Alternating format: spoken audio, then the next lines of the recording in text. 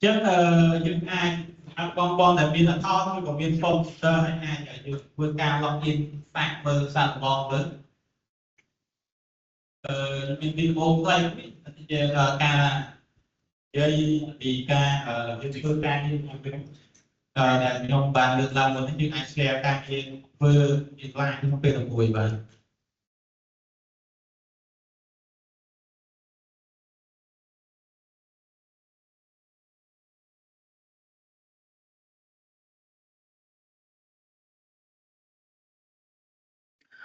sớm vậy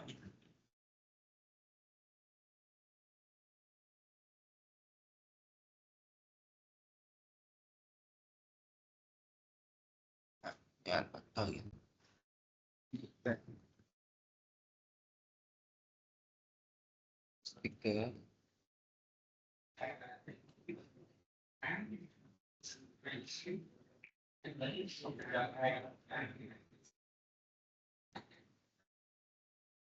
nó này sẽ liên quan đến cái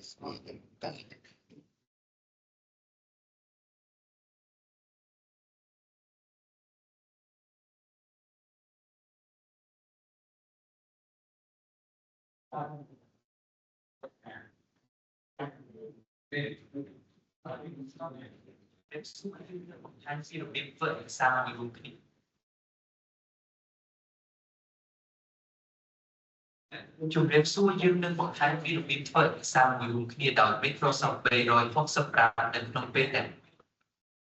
Nghe ai bật ảnh sang Word, Excel như PowerPoint trên mơ smart chất,ឬក៏ដកសិនឲ្យអ្នកអាចកែសម្រួលឬបានត្រឹមមើលឯកសារសូមអ្នកក៏វត្តមានបង្ហាញពីកន្លែងដែលនរណាម្នាក់កំពុងធ្វើការផ្លាស់ប្ដូរអ្នកនឹងឃើញការផ្លាស់ប្ដូរនិងឃើញសូលរបស់ពួកគេភ្លាមអ្នកក៏អាចពង្រឹងការធ្វើការជាក្រុមបានយ៉ាងល្អដោយគ្មានការច្រឡំគ្នាដែរការផ្ដល់សេរីស្រួលនិងដំណើរការលឿនជាងមុន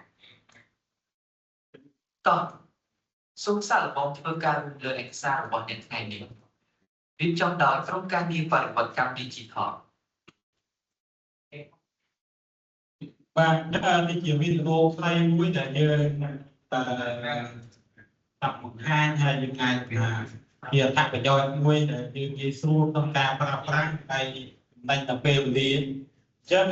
យើងអាចនឹងធ្វើការ testing ជាមួយគ្នាជា real ជាក់ស្ដែងបញ្ញត្តិដឹងថាបងមាន account សម្រាប់ Microsoft 365មាន account ទាំងអស់គ្នាទៅឬមួយក៏អត់ទាន់មានទេបងមានទេបាទអញ្ចឹងយើងអាចបើកbrowser មួយមកហើយតបមកយើងនឹងធ្វើការ login យើងវាយតែ office.com យកមក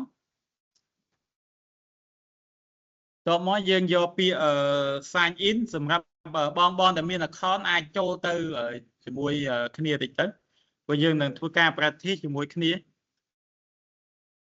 តោះមកយើងយកពាក្យ sign in បាទអញ្ចឹងឋានៈរបស់យើងគឺ info.gov.kh ហើយអញ្ចឹងកន្លែងកតុយខាងក្រោយនេះត្រឹម add នេះគឺដូចគ្នាទាំងអស់អ្វីដែលខុសគឺខុសតែឈ្មោះហើយទេបើសិនជាបងមាន account ហើយគឺឈ្មោះកន្លែងខាងមុខនេះគឺឈ្មោះរបស់បងហើយឈ្មោះរបស់បងតកូលមកឈ្មោះយើងទៅបាទអញ្ចឹងអីដើម្បីសុខុមអូ2 34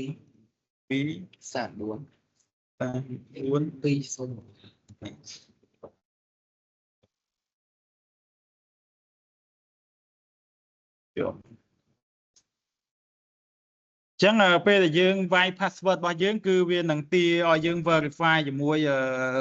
លេខកូដឬក៏ Microsoft Authenticator ហ្នឹងឯង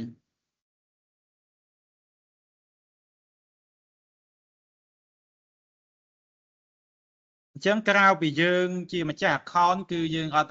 ត់មានអ្នកណាអាច log in ចូលបានលើកលែងតែយើង share កូដសុវត្ថិភាពហ្នឹងទៅឲ្យអ្នកផ្សេងទៀតអានឹងបានយើងអាចថាគេអាច log in របស់យើងបាន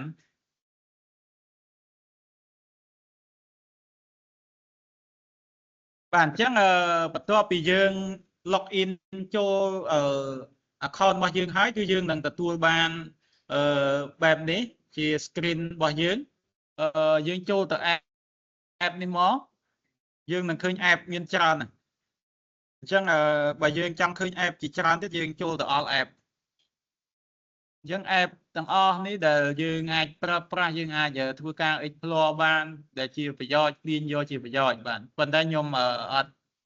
ធ្វើបទបង្ហាញទាំងអស់ទេខ្ញុំនឹងទៅតែប្រមាណ app ដែលជាការងារប្រចាំរបស់យើងអញ្ចឹងខ្ញុំនឹងទៅកម្មវិធី Microsoft Word ដើម្បីយើងធ្វើការ collaborate តិចទៀតពេលដែលខ្ញុំចូលដល់ Word ខ្ញុំនឹងធ្វើការ share ទៅតាមឬក៏ invite បងដែលមាន account ដើម្បីឲ្យចូលមកធ្វើការរួមគ្នាអញ្ចឹងខ្ញុំនឹងបង្កើត Word ថ្មីមួយខ្ញុំអត់ upload file ទេបាទ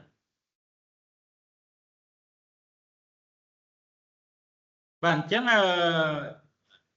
បន្ទាប់ពីយើង log in ចូលឥឡូវយើងបានកម្មវិធី Word មួយហើយអញ្ចឹងយើងអាចធ្វើការ typing ឬមួយក៏អីបានអញ្ចឹង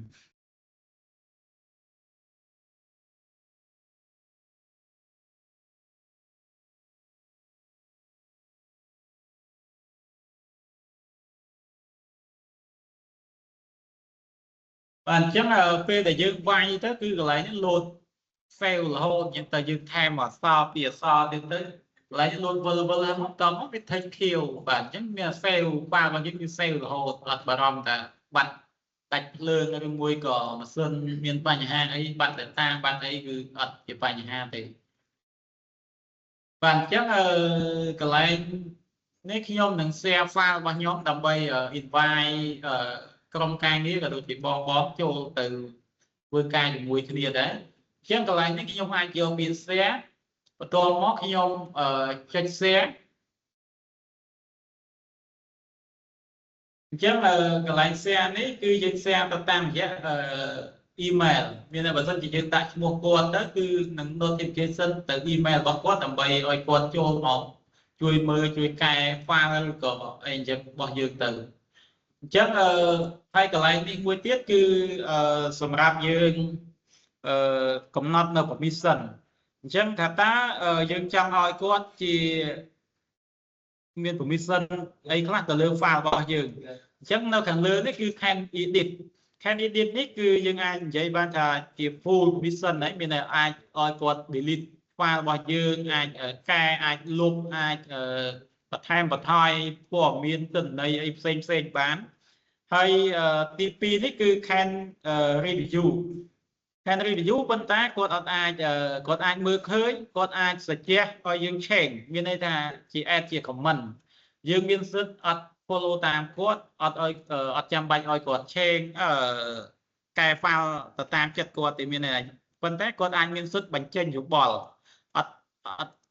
គាត់តែបញ្ចេញយោបល់អត់ប៉ះពាល់ជាមួយនឹង document របស់យើង original ដែលយើង share ពីដំបូងទេគាត់គ្រាន់តែអាច add ជា comment អីចឹងណាហើយ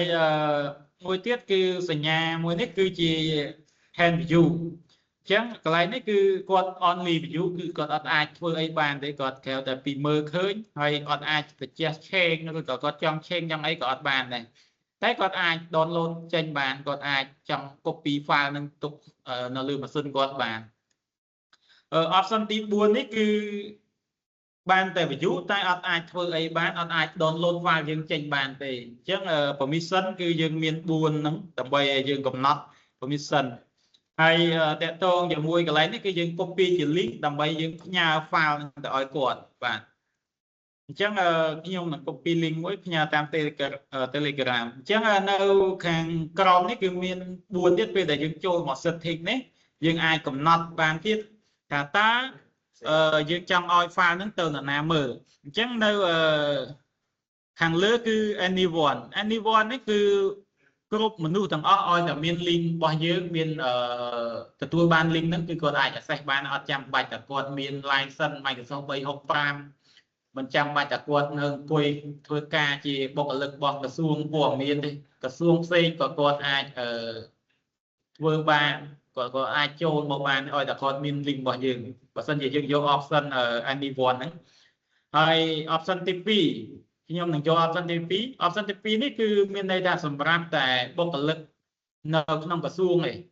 ក្រៅតែពីក្រសួងព័ត៌មានគឺអត់អាច access បានទេទោះបីជាគាត់មាន license Microsoft 365គាត់មានស្អីក៏ដោយគឺគាត់អត់អាច access មក file របស់យើងបានទេបាទអញ្ចឹង option ទី3គឺសម្រាប់តែមនុស្សដែលយើងធ្លាប់បាន share file ហ្នឹងទៅអញ្ចឹងយើងខ្ជិល copy link ឬក៏ share ជា file ជា link អីឲ្យគាត់ដល់នេះឧទាហរណ៍កាលពី2ខែមុនឬក៏3ខែមុនយើងបាន share file ហ្នឹងឲ្យគាត់ម្ដងហើយអញ្ចឹងយើងយក option មួយហ្នឹងទៅយើងអត់ចាំបាច់ share link ថ្មីឲ្យគាត់ទេគ្រាន់តែប្រាប់គាត់ថាaccess link ចាស់ហ្នឹងទៅគឺគាត់អាច access មកបានហើយបាទហើយ option ទី3ទី4នេះគឺសម្រាប់តែមនុស្សដែលយើងឈូសទេអញ្ចឹង option នេះគឺរឿង special គេមិនចាំបាច់គាត់មាន user license Microsoft 365ទេគាត់មាន Gmail មាន Hotmail ឬក៏មានស្អីក៏គាត់អាច access បានឲ្យតែយើងដាក់ឲ្យយើងដាក់ email គាត់ឲ្យត្រូវទៅគឺគាត់អាច access មកបាន